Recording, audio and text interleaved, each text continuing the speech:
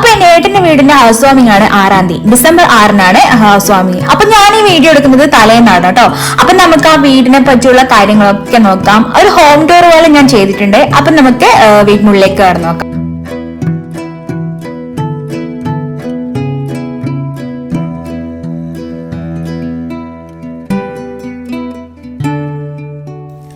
വീട്ടിന് പേരിട്ടിരിക്കുന്നത് ലക്ഷ്യ എന്നാണ്. ഒരുപാട് മീനിങ് ഫുൾ ആയ ഒരു വേർഡാണ് ലക്ഷ്യ എന്ന് പറയുന്നത്.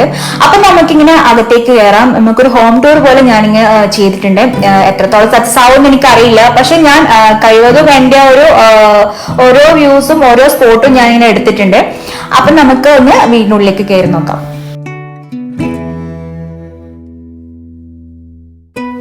അപ്പൊ നമ്മൾ ഹാളിലേക്ക് കയറിയിട്ടുണ്ട്. ഇതാണ് വളരെ വിശാലമായ ഒരു ഹാൾ തന്നെയാണ്.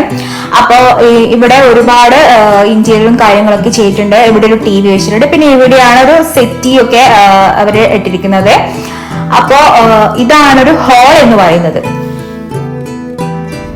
ഹോളിനോട് ചേർന്ന് തന്നെ ഒരു ഡൈനിങ് റൂം അവർ സെറ്റ് ചെയ്തിട്ടുണ്ടായിരുന്നു. ഇതും വളരെ വിശാലമായ ഒരു ഡൈനിങ് ഏരിയ തന്നെയാണ്. അപ്പോ ഈ ഡൈനിങ് ഏരിയയുടെ അടുത്ത് തന്നെ 2 ബെഡ്റൂമും കൂടി വരുന്നുണ്ട്. ഡൈനിങ് ഏരിയയിലേക്ക് കിടക്കുകയാണെങ്കിൽ നമുക്ക് ഈ ഒരു സ്പോട്ട് എന്ന് പറയുന്നത് നല്ല അടിപൊളി സ്ഥലമാണ് കേട്ടോ. കാരണം അതിന്റെ ബാക്കിൽ ഒരു സിങ് ഒക്കെ വെച്ചിട്ട് നല്ല ഭംഗിയുണ്ടായിരുന്നു കാണാൻ വേണ്ടിട്ട്. ഇങ്ങനെ ഒരു ഗ്രീനിഷ് ആയിട്ട് ഇങ്ങനെ പുല്ലൊക്കെ പിടിപ്പിച്ചിട്ട് അതിന്റെ മേലെ ഒരു സിങ് വെച്ചിട്ട് നല്ല ഭംഗിയുണ്ടായിരുന്നു കാണാൻ വേണ്ടിട്ട്. ഒരു ഡൈനിങ് ടേബിൾ ആയിക്കോട്ടെ, ആ ഒരു ചെയർ ആയിക്കോട്ടെ, എല്ലാത്തിനും ഒരു പ്രത്യേക ഭംഗി ഉണ്ടായിരുന്നു. അപ്പൊ നാളെയാണ് പാല് കാച്ചല്, അതായത് ഡിസംബർ 6-ന്. ഞാനിത് 5-ാം തീയതിയാണ് വീഡിയോ എടുക്കുന്നത് കേട്ടോ. ഈ ഒരു സിങ് നല്ല ഭംഗി ഉണ്ടായിരുന്നു. പിന്നെ നമുക്ക് അടുക്കളയിലേക്ക് എത്തിയാല് ഇതാണ് അവരുടെ ഒരു കിച്ചൺ എന്ന് പറയുന്നത്. ഒരുപാട് സ്റ്റോറേജ് ഒക്കെ ഉണ്ട്. പിന്നെ ഇവിടെ ഒരു സൈഡില് ഫ്രിഡ്ജ് ഇട്ടിട്ടുണ്ട്. പിന്നെ ഇതും ഒരു അലമാര പോലെ വെച്ചതാണ്, നമുക്ക് സ്റ്റോറേജ് ചെയ്യാം. അപ്പൊ അതിന് ഇങ്ങനെ ഒരു ഡോറ് കിടക്കുകയാണെങ്കിൽ ഇവിടെയാണ് ഒരു വരാന്ത, അതായത് വർക്ക് ഏരിയ. നമ്മൾ വർക്ക് ഏരിയ എന്നാണ് പറയുന്നത്, വർക്ക് ഏരിയ വരുന്നത്.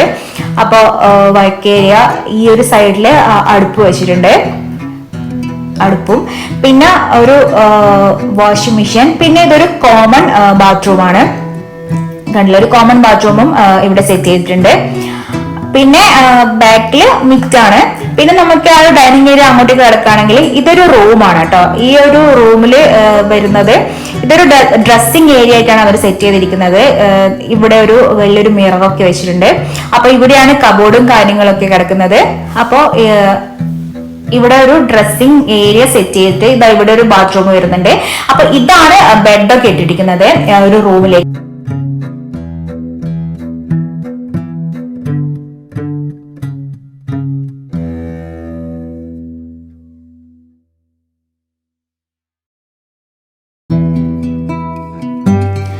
ഇതാണ് സെക്കൻഡ് റൂം എന്ന് പറയുന്നത്. ഇവിടെയും ഒരു ബെഡും കബോർഡും പിന്നെ ഒരു അറ്റാച്ച്ഡ് ബാത്റൂമും കൂടി ഉണ്ട്. നമുക്കിനി അപ്സ്റ്റേറിലേക്ക് പോകാം. അവിടുത്തെ വിശേഷങ്ങൾ എങ്ങനെയുണ്ടെന്ന് നമുക്ക് കാണാം കേട്ടോ.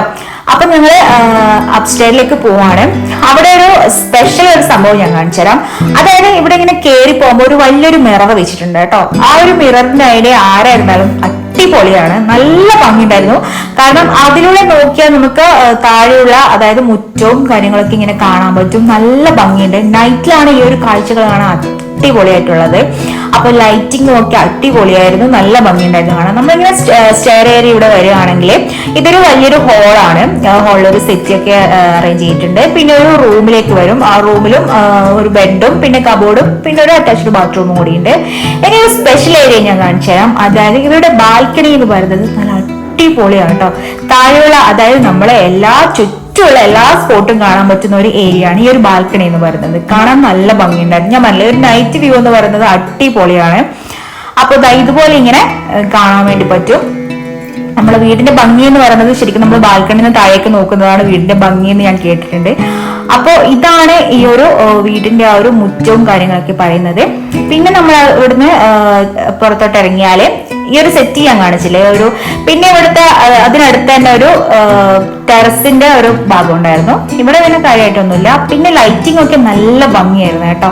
ഓരോ ലൈറ്റിങ്ങും നല്ല രസം ഉണ്ടായിരുന്നു കാണാൻ. ഇന്റീരിയർ ചെയ്തത് എന്തായാലും അടിപൊളിയായിട്ടുണ്ട്. സ്റ്റെയർ കേസ് ഒക്കെ അവരുടെ ഒരു സ്പെഷ്യാലിറ്റി അതിൽ കാണിച്ചിട്ടുണ്ട്. നല്ല ഭംഗിയുണ്ടായിരുന്നു. എനിക്ക് ആ മിററാണ് കൂടുതലായിട്ട് ഇഷ്ടമായത് കേട്ടോ. അത് നമുക്ക് കയറി വരുമ്പോൾ തന്നെ വല്ലാത്തൊരു ഒരു വല്ലാത്തൊരു ഭംഗി തോന്നുന്ന ഒരു ഏരിയ ആയിട്ടാണ് എനിക്ക് തോന്നിയിട്ടുണ്ടായിരുന്നു. അപ്പൊ ഇതാണ് നമ്മുടെ ഏട്ടന്റെ വീട് എന്ന് പറയുന്നത്.